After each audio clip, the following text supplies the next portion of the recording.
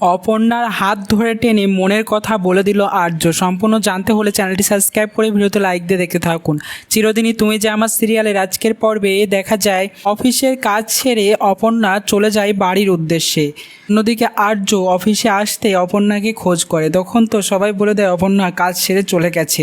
তখন আর্য মনে মনে খুব কষ্ট পায়। সে আবার তার রুমে এসে ফোন করতে থাকে অপর্ণাকে। অপর্ণা ফোনটা ধরে না। তারপর আবার ফোন করলে অপর্ণা ফোনটা ধরে বলতে থাকে, আমি কাজের মধ্যে আছি, ভীষণ একটা জরুরি কাজ আমার, এখন কথা বলার সময় নেই, আপনি নিশ্চয়ই বুঝবেন আমার কর্তব্যটা স্যার।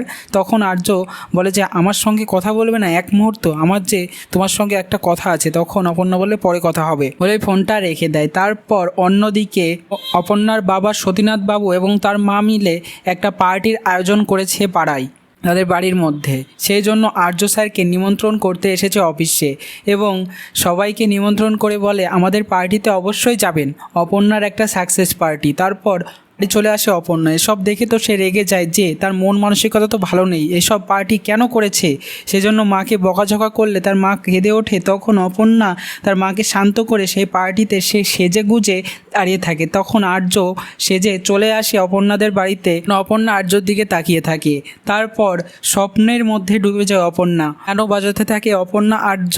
তারপর আর্য টেবিলে বসে অপর্ণার দিকে তাকিয়ে থাকে। তারপর অপর্ণাকে গোলাপ ফুল দিয়ে প্রপোজ করে তাকে জড়িয়ে ধরে। তারপর অন্যদিকে দেখা যায় অপর্ণা ঘরে আসতেই আর্য তার হাত ধরে টেনে থাকে, বলতে থাকে তোমার সঙ্গে অনেক কথা আছে আমার অপর্ণা। তখন অপর্ণা বলে কি বলবেন বলুন। তারপর এই বলে দাঁড়িয়ে যায়। তো এবার অপর্ণাকে প্রপোজ করবে আর্য।